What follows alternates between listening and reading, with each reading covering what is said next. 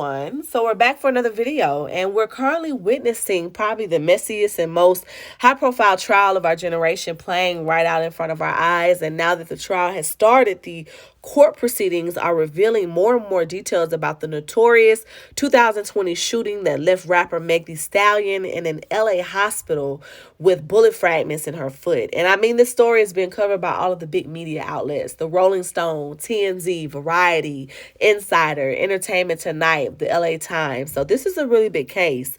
And I've had some thoughts for quite a while surrounding this situation, but more specifically, some things that we can all learn from. Now, there are so many different versions of the story. It's almost exhausting, and so many different discrepancies with what happened. And it seems the more and more information that comes out, the messier it gets. And I think that this is largely due to the fact that all three parties have failed to be 100% honest about their roles in the situation, which leads me to believe that there is much more to the story than we all have learned so far. And I think that it's so important to the tune of what we're going to cover today.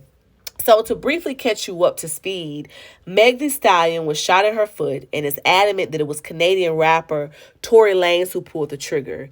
And the gist of the situation is that Meg, Tory, and Meg's former best friend from college, Kelsey Harris, were all partying at the Hollywood Hills home of Kylie Jenner in July of 2020. Although Meg denies this, sources have reported that she was triggered because Tory Lanez was flirting with Kylie Jenner while at the party and that she wanted to leave because of this. Tory eventually agrees to leave, and while in the car, he becomes upset because, again, he didn't want to go. So an argument ensues between them in which Meg and Tory begin taking shots at each other's music careers. And then Tory eventually tells Meg to admit to Kelsey that they have been sleeping around with one another. Now, Kelsey and Tory had been in an intimate relationship as well around this time, and Kelsey testified that during the coronavirus, she went back to Texas for a while, and while she was gone, Meg began to have an intimate relationship with Tory. Kelsey relayed that her first time finding out about Meg sleeping with Tory was in the car that night. And while Meg testified that Kelsey was just simply had a crush on Tory, both Kelsey and Tory report that their relationship was intimate and that Meg was very well aware of it. So an argument amongst the three of them continued, and at one point it's speculated that Kelsey and Meg both got into a fight with one another. Sometime after this, a gun is drawn and Meg is shot in her foot as a result. Meg reports that she saw Tory shoot her while telling her to dance. Kelsey denies seeing the shooter, and Tory denies that he is the one that shot Meg. So again, this is not only beyond messy, but it's quite frankly, to me, it's petty, it's foolish, and it's just all around childish. Now, before I get into what I really want to address, I want to say this first. We all know Meg didn't shoot herself. Okay. And since guns just don't pick themselves up and release bullets out the head without someone holding it, please, let's stop the cap. Meg is the victim in this situation in regards to the shooting. Her being a bad friend, her sleeping with a man that her friend was already messing around with, does not make it warranted for her to be shot with a gun. Okay, so let's keep it real. And I think one of the things that Tory knew was that if he could put Meg's reputation on trial, then the public, and more specifically, rich lames like DaBaby and Drake, could use this as an opportunity to further their misogynistic agendas while staying on bro code. And while there is a lot that I can unpack regarding how many people have been disgustingly showing their true colors surrounding this situation, I want to stay focused on the topic at hand, and that is being gullible. To be gullible is to be easily persuaded to believe something. And as women in an unfair world, the last thing you want to be is gullible. The last thing you want to be doing is to take what people say for face value. The last thing you want to do in a world where everyone is out for themselves is just to go with the flow with people who you don't know say. And people who have not been around you long enough to be properly vetted say. And I talked about this some in Motives, and if you have not checked out Motives yet, please be sure to do so.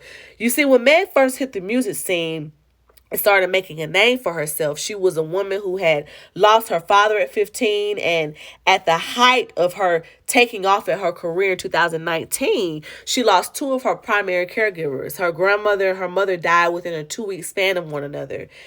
And essentially what this did was it left Meg to fend for herself and to have to trust others around her. Her mother was her manager, so now she's having to trust others with her music career. She's the only child, so she's having to trust people with her most intimate thoughts and secrets. And outside of her friend Kelsey, she's having to lean on others for her most intimate details. And normally, when women are alone to fend for themselves like this, the first person that they seek out comfort and solace in is in men, more often than not the wrong men. And while I am in no way excusing Meg for any of her actions or any of her responsibilities for the breakdown in her own friendships and her own relationships, I believe that she hopped into the music scene being very gullible.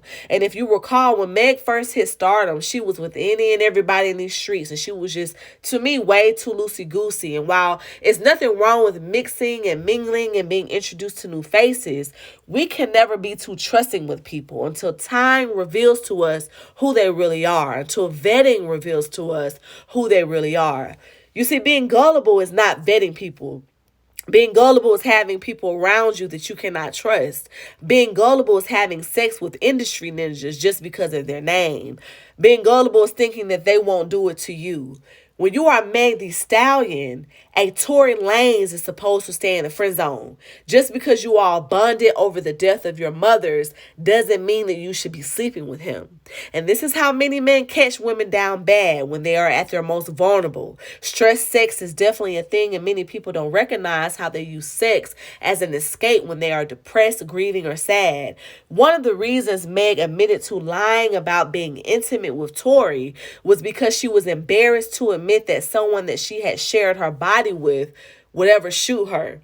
But to me, she was even more embarrassed at the fact that she knew she was sleeping with a guy that her best friend was already messing with, and the internet would get a hold of it. This is a cautionary tale. Meg got the girls out here looking sad. You see, when you're Meg Thee Stallion, you don't follow up a Tory Lanez with a DaBaby. A DaBaby shouldn't even be able to get that close to you, let alone close enough to say that he was in your bed and make a rap song about it. Not DaBaby, not DaBaby with a public rap sheet of misogyny, multiple baby mamas, and a proven track record of disrespecting women. When you are Meg Thee Stallion, you understand your reputation precedes you, that your reputation and your power go hand in hand. When you are Meg Thee Stallion, you must carry yourself with a certain level of honor and respect, and understand that being gullible is one of the ways that you open the door to potentially tarnish your reputation. And since so much depends on our reputation, we must guard it with our lives, which is why on this channel I am constantly talking about the type of men that we allow into our spaces, because men are one of the easiest ways that women go out sad with their reputation. Just last week, we discussed standards. And in this video, I talked about how victim mentalities do not benefit women, along with understanding that one of the most important decisions a woman can make in her lifetime will be the type of man that she welcomes into her life. You see, Meg's mother and grandmother passed March of 2019. And less than 4 months later, in July 2019, Meg and Moneybagg Yo began dating. 6 months later or so, at the top of 2020, her and Moneybagg Yo broke up. And around this time, she meets Tory. They become friends.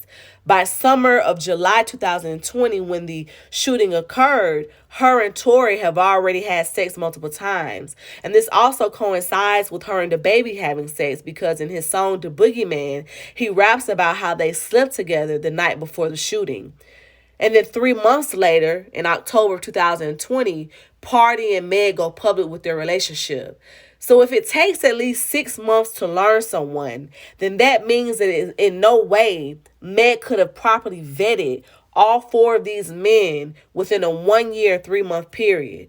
And I'm not saying that women cannot have sex. I'm not saying that women will not have more than one partner in their lifetime. I'm saying that if we start taking vetting more seriously, then we not only lower our body count, but we lower our chances of finding ourselves in situations with men like DaBaby and Tory Lanez who mean no good. Now, Megan is in a relationship with Party, who has had to tussle with not only DaBaby, but everyone else on the worldwide internet about his woman.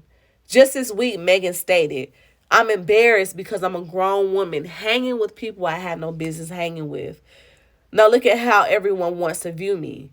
Now, every week there's an article calling me. The perception of the shooting has affected Megan's current relationship with her boyfriend, Party. Megan states, I feel disgusted. I feel dirty. My own partner is embarrassed. And she has to continue to explain how she is dealing with the constant coverage of her sexual history. Fame does not differentiate people. And once we get out of the habit of that, once we get out of the habit of thinking that just because people are celebrities or high profile or certain platforms that they're different.